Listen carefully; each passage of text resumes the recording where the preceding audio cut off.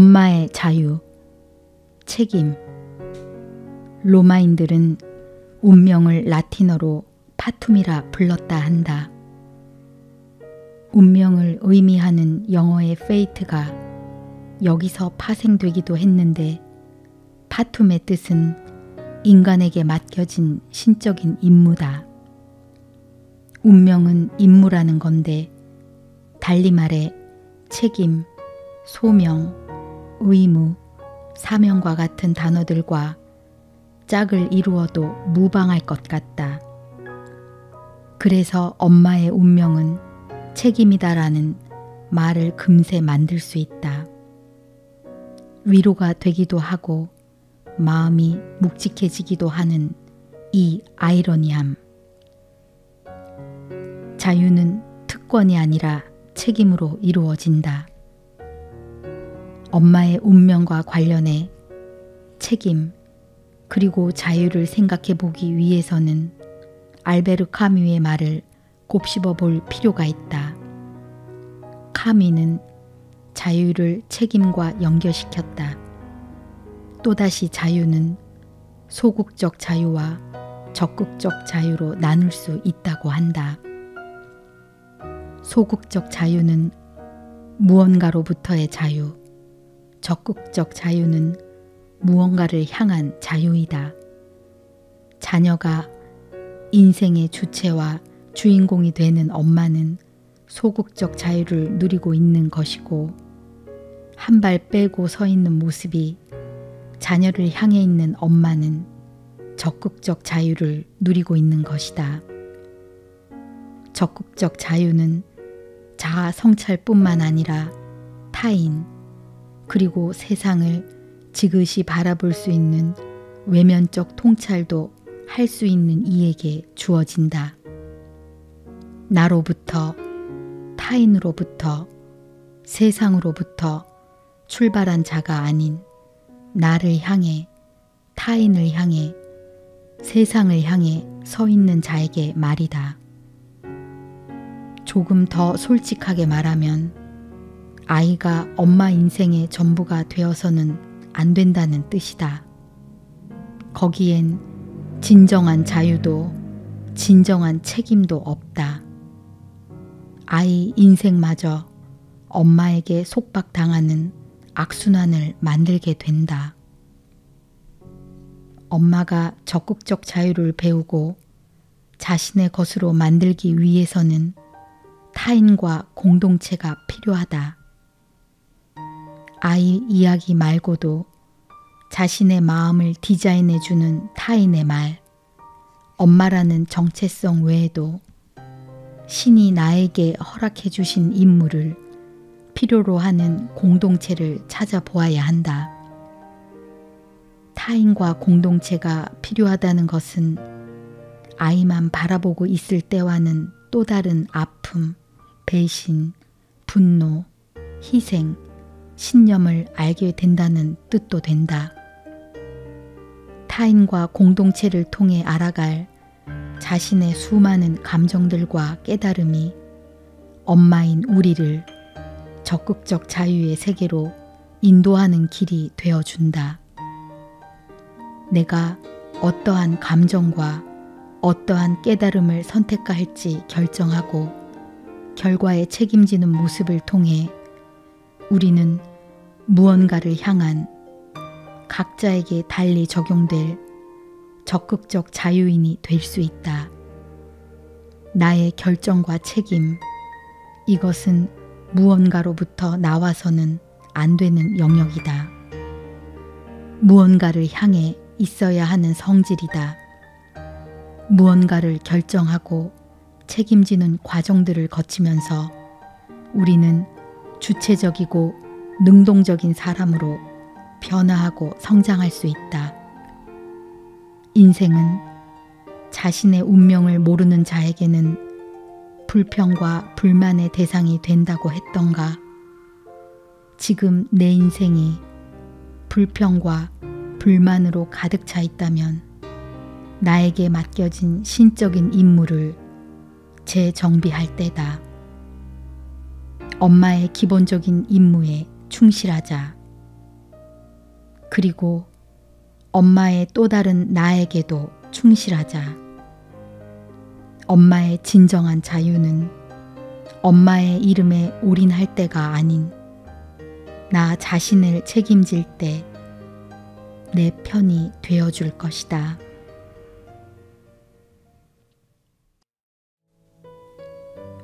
미보다 아이. 정체성.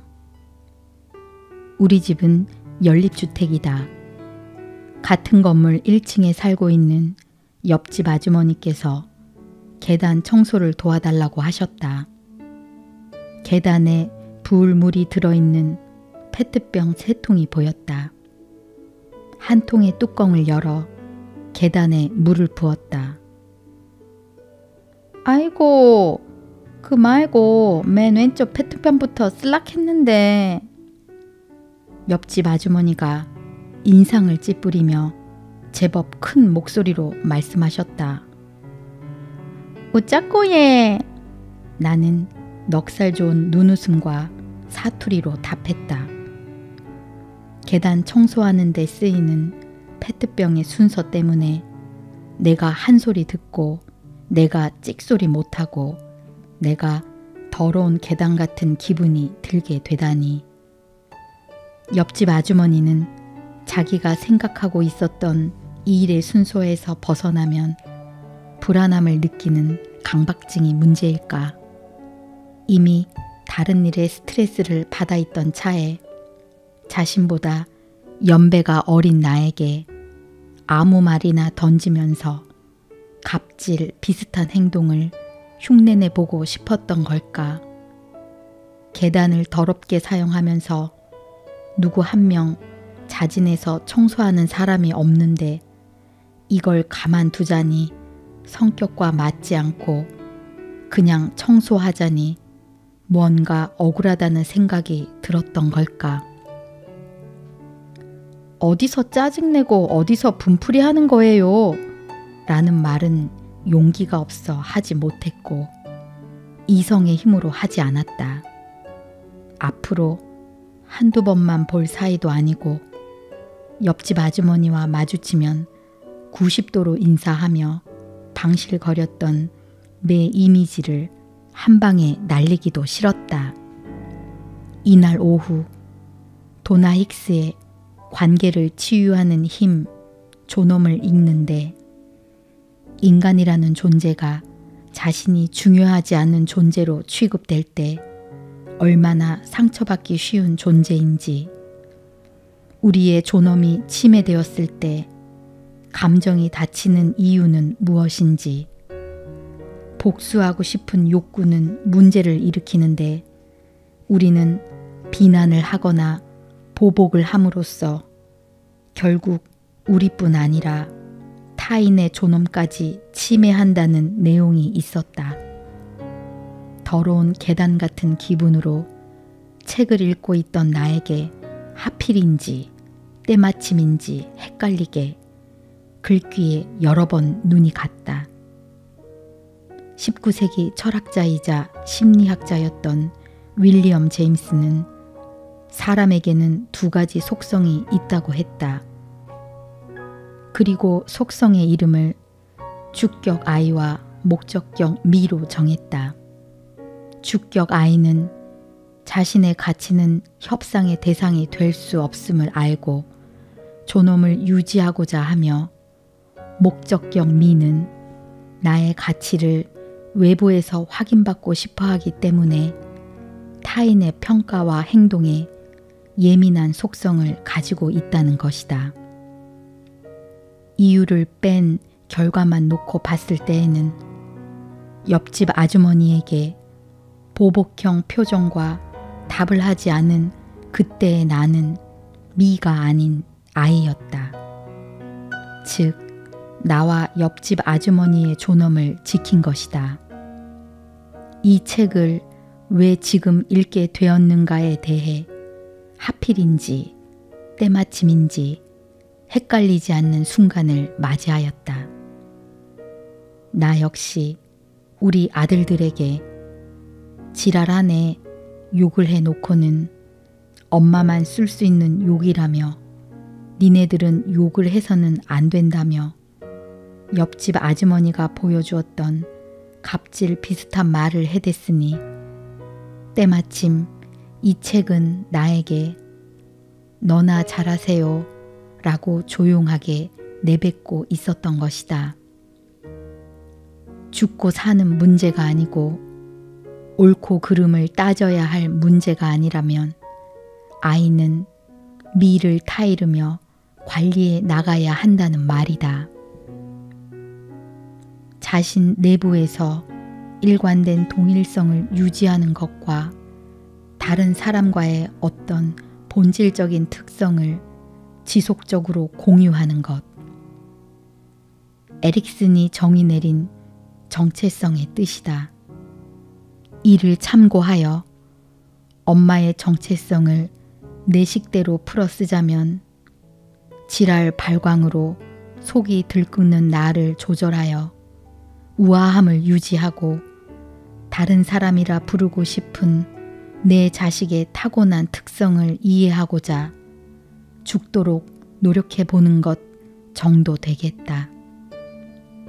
소중한 것을 지키려면 죽도록 노력해야 하는 거구나.